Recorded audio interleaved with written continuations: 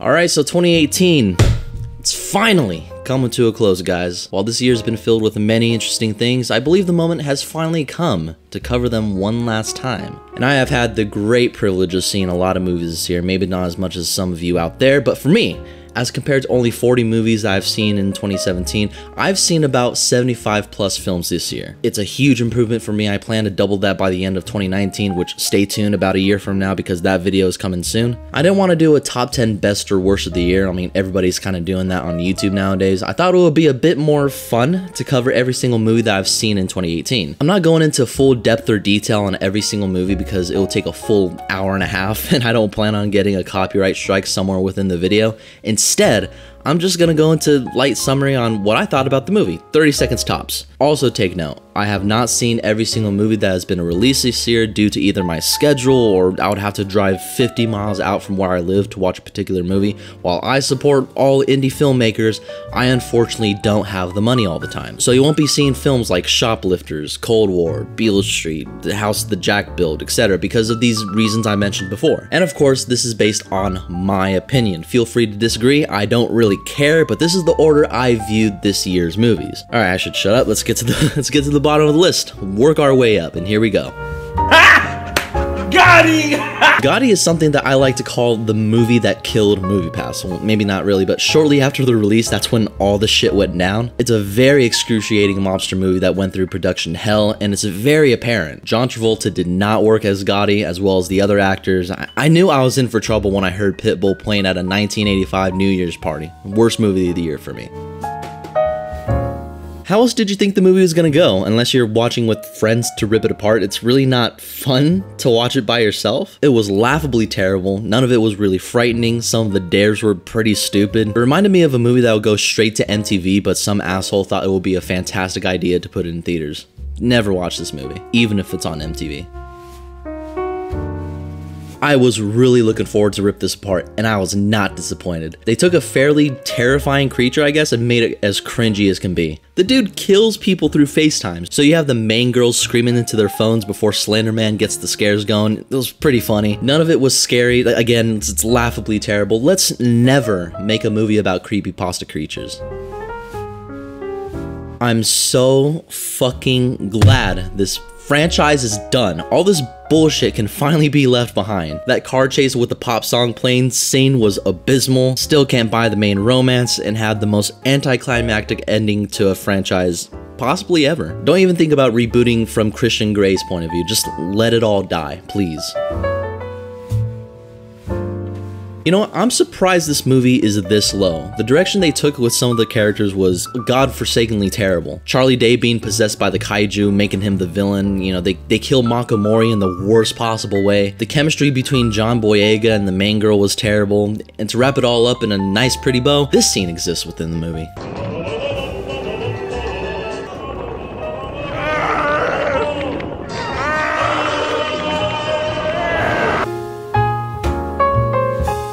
Probably the most forgettable blockbuster of the year. I can't even pinpoint what really happens, honestly, but I do remember how happy I was when that CEO dude dies just based on how annoying he was. And you know what? At this point, The Rock is just remaking all of his movies, and it's getting kind of tiring. I did not expect this movie to be so low on this list either. Despite some cool Easter eggs here and there, it just wasn't enough to save the movie based on the story. According to my brother, who's a die-hard fan of the book, he hated most of the on-screen adaptations and changes that they did. So I can't imagine anyone who likes the book would like the movie. It's easily one of Spielberg's worst, and it's kind of sad to say that, honestly. You know what? I have to give this movie this. It's had the best advertising of the year, announcing it and releasing it on the same night, and you know what? Probably for the better, because this movie was absolutely terrible. It didn't know what it wanted to be, whether it's a sci-fi, a horror, or a comedy. It couldn't figure out how to balance all of those. I'm really not about the Cloverfield franchise. It's just not for me. This is another movie I was really looking forward to. I'm in love with the cyberpunk aesthetic and Duncan Jones's storytelling, but the movie did not know what to focus on based on characters. The movie switching forth between the mute guy and Paul Rudd was a mess, lots of cringe lines, there's tons of bad acting. Thanks Duncan Jones for having Paul Rudd find out that his best friend is a pedophile and immediately partying after. I remember walking out and thinking, well, that wasn't too bad. But the more I thought about it, the more I kind of despise Sherlock gnomes. Just that gnome Keeney dude's just, why? And I guess it's a movie to put on the background for your kids, but I promise you would check out 10 minutes in. And honestly, your kids deserve better movies than this.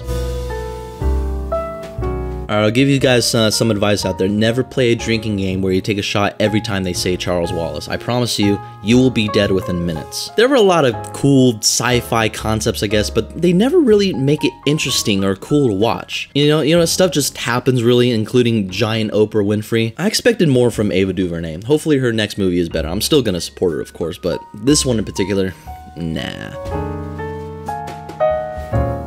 Some of the worst acting all year besides Lin Shaye being as cool as always, along with her ghost finding buddies, just everything else was pretty bad. It was one of those unnecessary prequels that didn't need to happen. It doesn't really add too much to the universe. Of course, every Insidious movie has to end with Darth Maul showing up, and it's kind of annoying at this point.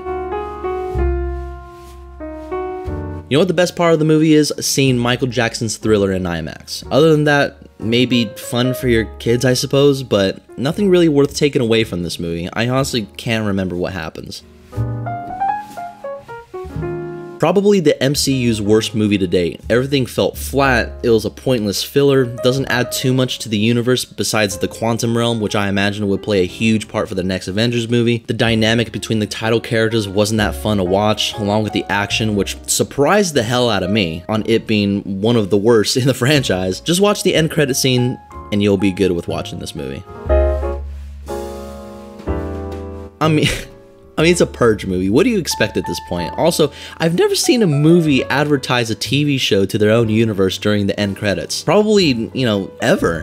This is the first movie that has ever done that, I think. Oh, just, the more I think about it, the more I kind of hate this movie.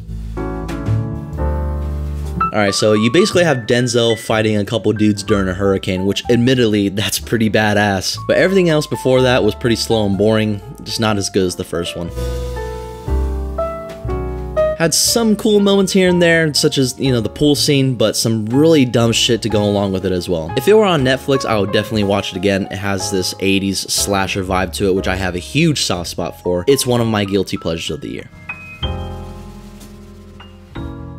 I didn't really expect too much out of Tomb Raider, honestly. You know, my future wife was pretty awesome as Lara Croft, but everything else in terms of story, action, directing was kind of bad. If they make a sequel, I mean, I'll go watch it to support her, I guess. I plan to never watch this one ever again, though.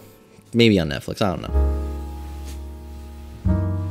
I like The Predator a bit more than most people did, but I do agree that it's a pretty bad movie. The action was pretty boring, but somehow exciting in other scenes, which is kind of weird. The concept of getting the kids Asperger's as the Predator's means to evolve their species was executed poorly. It's a cool concept, but the way they executed it was not all that great. Again, another movie I plan on never watching again.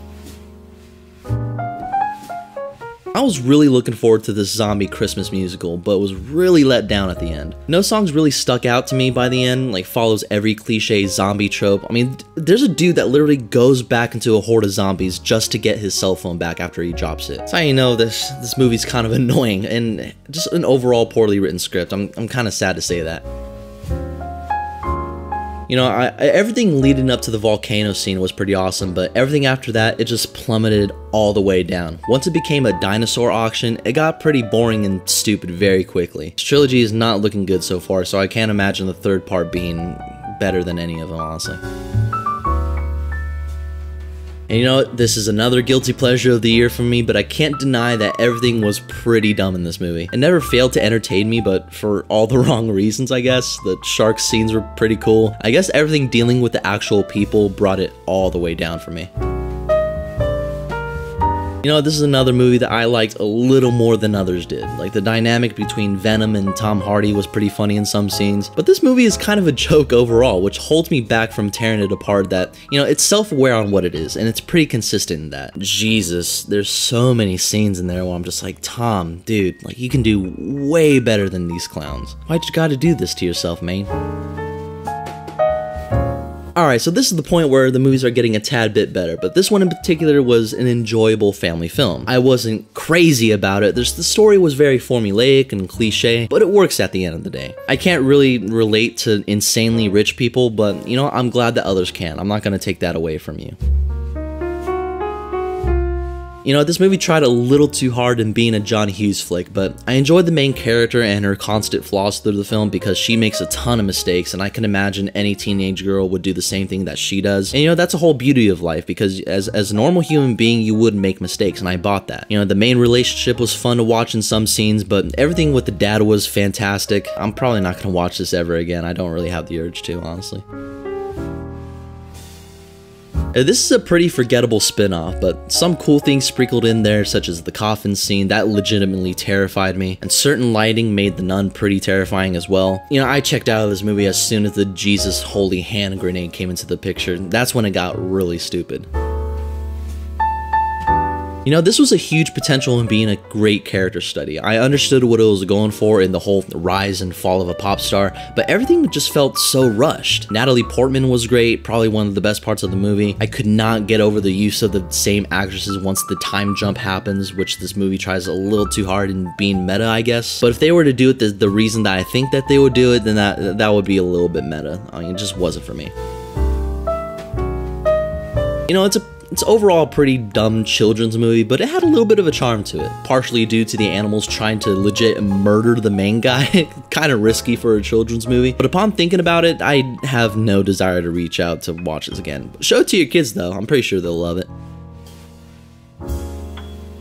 This is another guilty pleasure of the year for me. I kind of bought how it's a dude killing some folks in a Halloween Horrors Night amusement park, but also stupid for him for not changing outfits after each kill. Would have been less predictable for me, but I enjoyed the set design and stupidity of like this whole slasher movie trope that it tries to follow. I'll definitely watch it again once it's on like around Halloween time or something.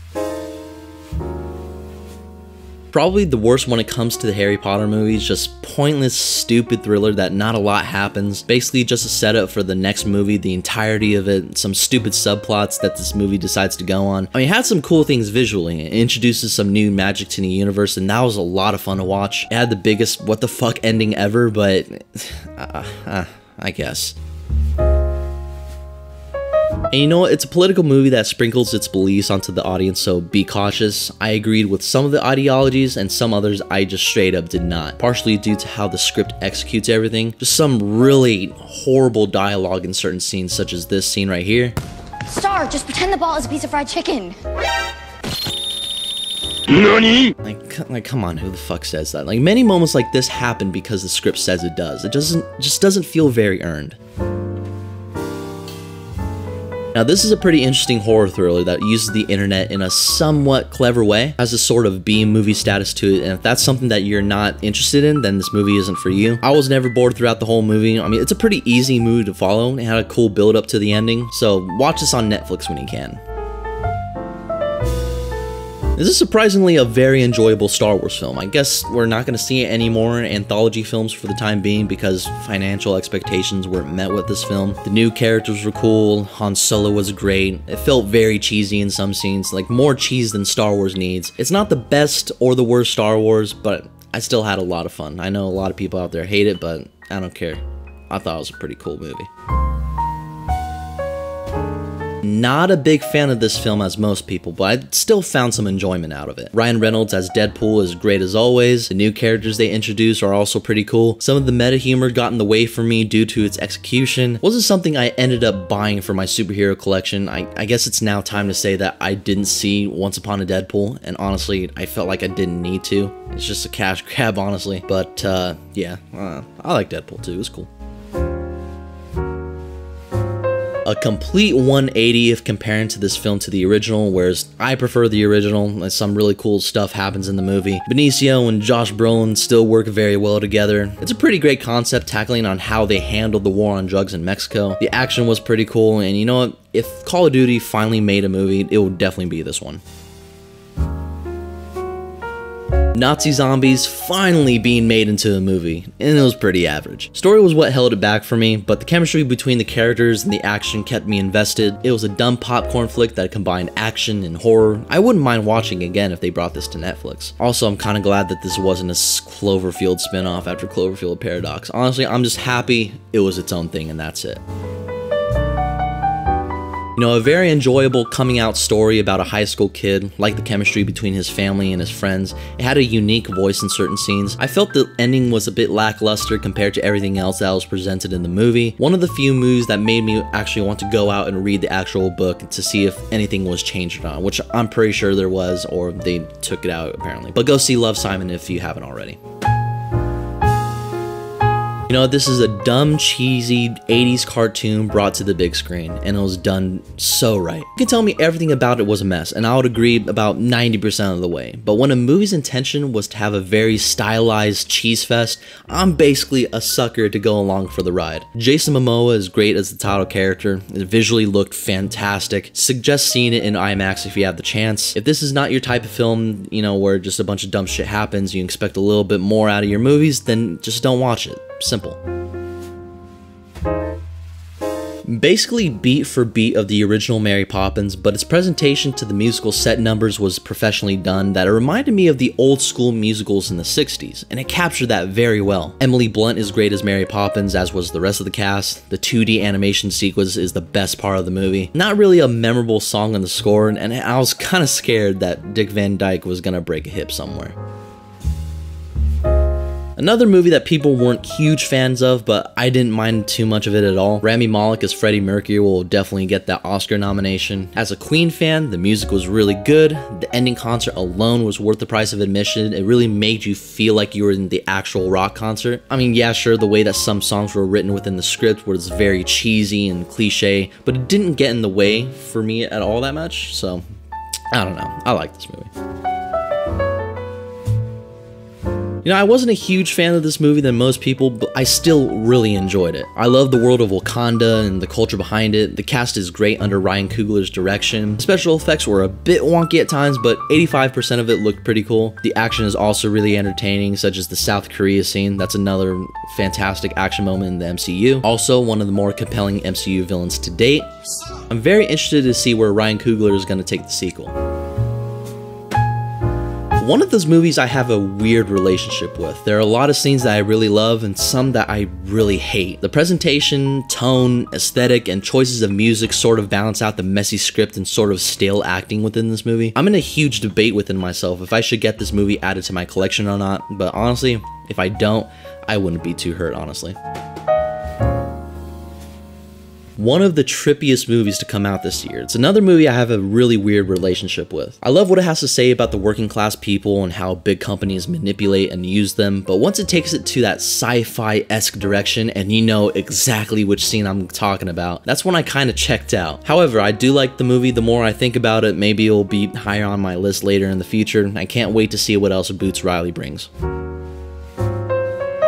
This is another Drew Goddard film that I really enjoy, probably one of the best ensemble casts of the year. Every story intertwining with one another very much makes it up for it towards the end once ripped hippie Chris Hemsworth comes into play. I love the 1950s aesthetic and the way that the cinematography captures that. The dialogue alone is worth watching, just check it out when you can. This is a very enjoyable sequel to the original, but nowhere near as good. I'm one of the few people to actually really enjoy the villain despite the flaws that's behind their entire plan. The family dynamic between the characters is still really good. And of course, the animation is as beautiful as always, as expected from Pixar. The ending felt a bit too convenient at parts, which brought it down for me, but honestly, I'll be fine if they don't make another Incredibles movie. One of the more intriguing movies that lets sound tell the story rather than the dialogue, which there's barely any of here. John Krasinski's writing and directing brings this energy that keeps you focused from the first frame to last. If this movie keeps you from holding your breath, just like for me, then it's really done its job transporting you into this extremely quiet world. This is a really good follow-up to 2012's Wreck-It Ralph, and of course, not as good as the original. Certain portrayals of meme culture was executed very poorly, but the way they handled some of the outside world reacting to viral videos was done pretty spot on. It felt like the internet was a real thing instead of something done in animation. I felt the ending was very brave considering it being a Disney movie. It's not all that much of a happy ending, really. No more Ralph movies though. That's it. I'm done. This is a very stylized animation with a compelling and emotional story. The first act hooked me almost immediately, but once it started to dive into the second, transitioning into the third, that's when it sort of lost me. I appreciate the serious approach to this animation, especially the different styles that it captures from time to time. And it's on Netflix, so check this out when you can. It's worth your watch. It's worth your time. Damn it, I can't speak.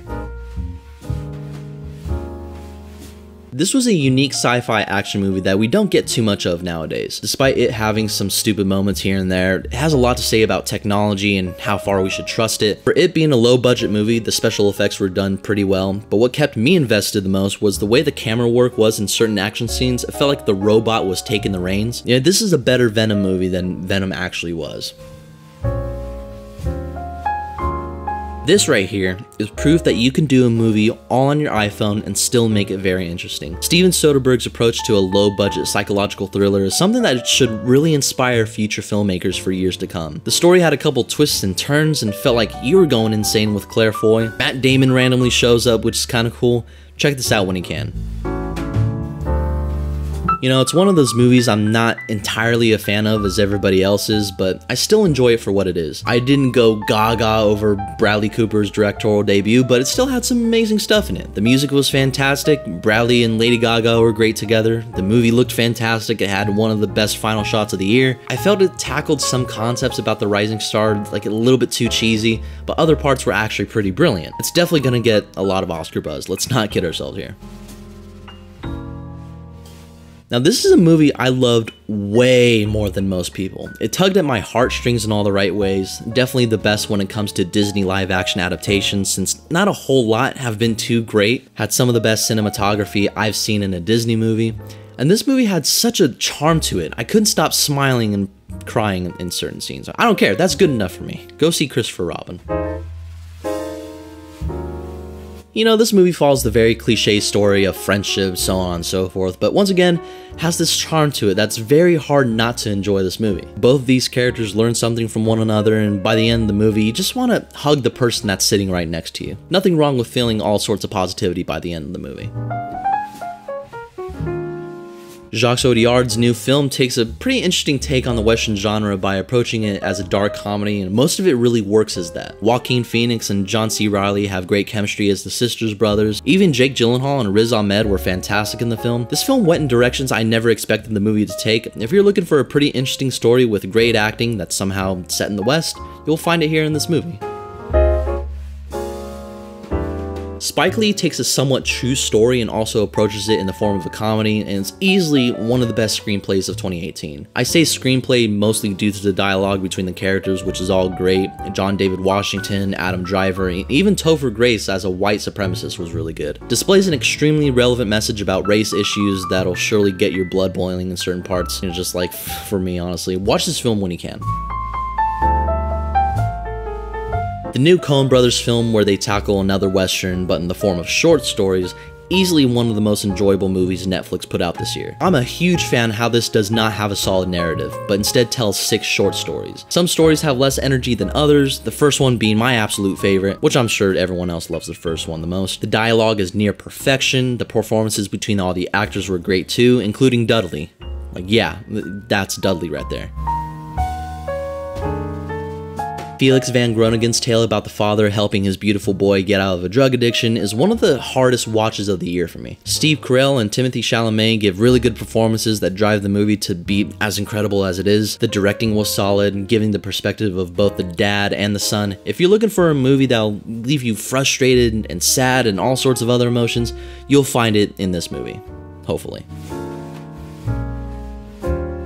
This movie is banking off the success of the original Creed, directed by Ryan Coogler. This sequel has a new director with its own story to tell. Stephen Capaldi Jr. doesn't copy what Ryan Coogler establishes, but instead speaks his own voice in the film by not only exploring the heroes of the movie, but surprisingly more of the villain side. Each fighter has their own goals, and sometimes it's tough to determine on who you want to win by the end. It's a worthy successor to the Rocky franchise, and I wouldn't mind if they stopped right here.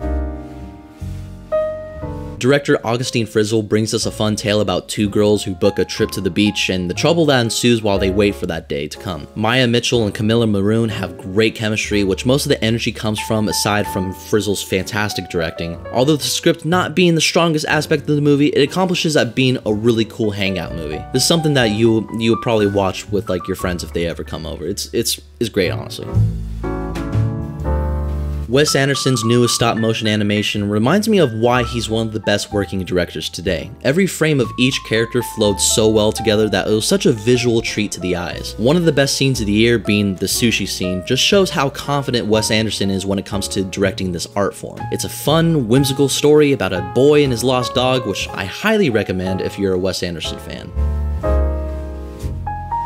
Luca Guadagnino made one of the best romances last year and follows it up with one of the most eerie films of this year. Everything presented from the set design, color palette, and even the uneasy feeling of certain characters gives it that horror vibe. Within a 2.5-hour runtime, it takes a very long time to tell its story, but makes up for it with a pretty amazing climax. It doesn't try to copy the original Dario Argento's Suspiria, which is something most remakes should follow as an example. The feeling of uneasiness was present throughout the entire film. I couldn't be happier after watching it. Steve McQueen's attempt to making a heist movie and easily consisting the best ensemble of characters when it comes to acting. Viola Davis and the rest of her crew are extremely well written and fleshed out characters. The villains played by Daniel Kaluuya and Brian Tyree Henry was threatening. Has a couple of twists and turns I personally didn't see coming. Not my favorite when it comes to Steve McQueen, but it's a must watch from this year. The most impressive film when it comes to stunt work brilliantly done by Tom Cruise, but what holds it back for me is the story. I didn't feel it to be as engaging as the other predecessors, however, it makes up for it entirely on the action. If you're a fan of Tom Cruise one-upping himself and practical stunts, you will love this movie. I myself loved it purely for the action, camera work, sets, and sound design. It's one of the best theater experiences of the year for me. Another movie on how this doesn't have a story at all, rather than just a film that's just covering a slice of life, and easily the most down-to-earth movie-going experiences for me. Acting was great, as was the soundtrack, and a little bit of 90s references sprinkled here and there. The movie succeeds in bringing back a time on how you may have hung out with a group of friends that changed your perspective on multiple things. Honestly, I almost cried in a couple scenes, so I applaud you, Jonah Hill, for doing that.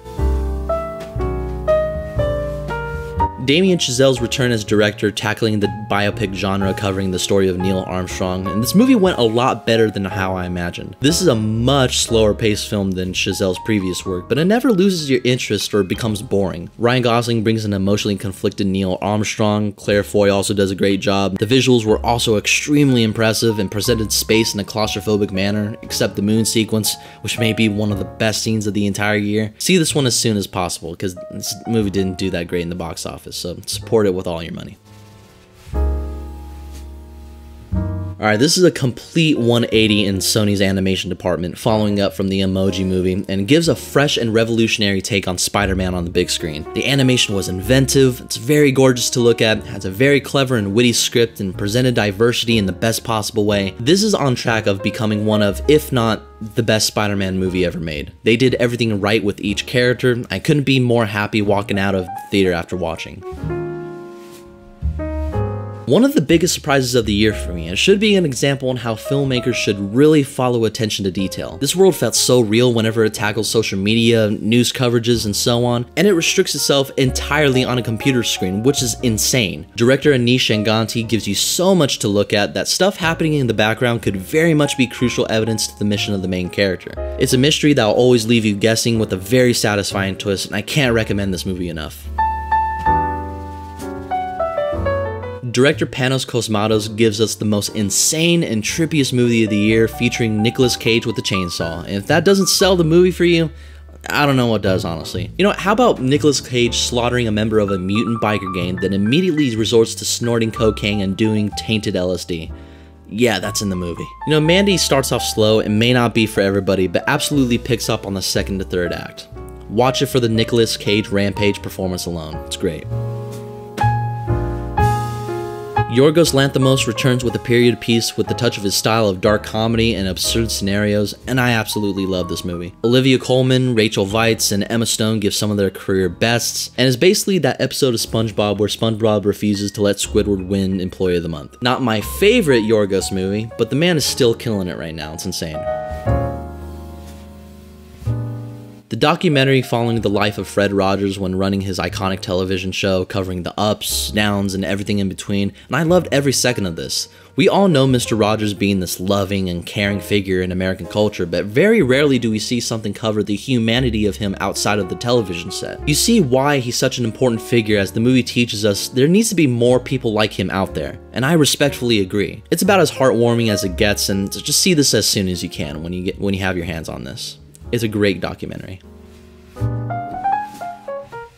Marvel's 10-year build-up to the event of a lifetime, and this movie doesn't fail to impress me. For a movie to bounce so many characters all at once, it made it easy to follow on who is where, is an absolute achievement in itself. I can't imagine how difficult it must have been writing and planning this script out. Every character had a moment to shine, including this guy, which includes one of my favorite scenes of the year. Thanos easily being the best Marvel villain to date, and has an ending that I to this day can't believe they left off there. I've watched this at least 10 times this year, and it gets better and better each time for me. I've watched this movie more than any movie that I can think of this year, honestly.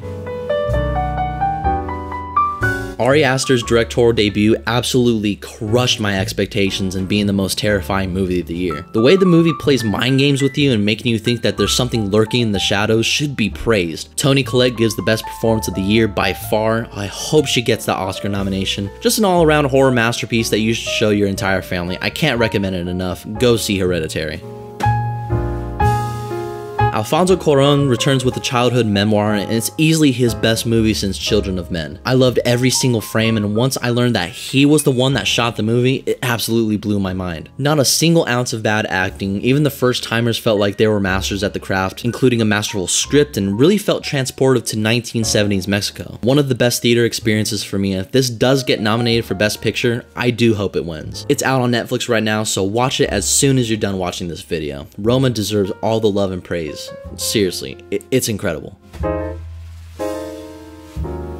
Director Alex Garland returns to the sci-fi genre following up Ex Machina, and I can't decide which film I love more. Everything from the visuals, storytelling, direction, it gives me hope that there are filmmakers out there trying to keep true science fiction alive, that being my favorite film genre. The soundtrack was great, and even the set design, which calls back to 80s science fiction filmmaking, has the best ending of the year for me. I can't wait to rewatch this movie for years to come. Annihilation is an absolute science fiction masterpiece. I never expected this movie to be my favorite of the year, but here we are. Comedian slash director Bo Burnham gives us a character study on social anxiety that I feel lots of people, including myself, have related to. The use of social media and how it affects one's character is incredibly accurate. Bo Burnham understood these aspects of the character. Elsie Fisher as Kayla does a fantastic job. Every scene with the dad is genius, and Chicken Nugget Kid. You gotta love Chicken Nugget Kid. And there you go. My favorite movie of 2018, 8th grade. Good job, Bo Burnham. Alright, so that was every single movie that I have seen in 2018. Sorry that some didn't make it on here because of the reasons I mentioned in the beginning of the video. I will definitely do better in 2019 when it comes to watching movies. I'm sure some of you are kind of pissed at my list, which for that, hey, sorry, I guess people are gonna have different lists than you. That's just life. Also something different for you guys, but I'm also curious, what is your best and worst of 2018? Let me know in the comments below, and also what are some of the movies you're looking forward to in 2019? Next year is gonna be one of the biggest years in memory for me. Whether it being good or bad, you have to admit that there is gonna be a lot coming our way. But thank you guys so much for watching. Have a great late Merry Christmas, Hanukkah, Kwanzaa, or if you don't celebrate these holidays, happy holidays, and have a safe and happy new year. I'll see you guys in 2019.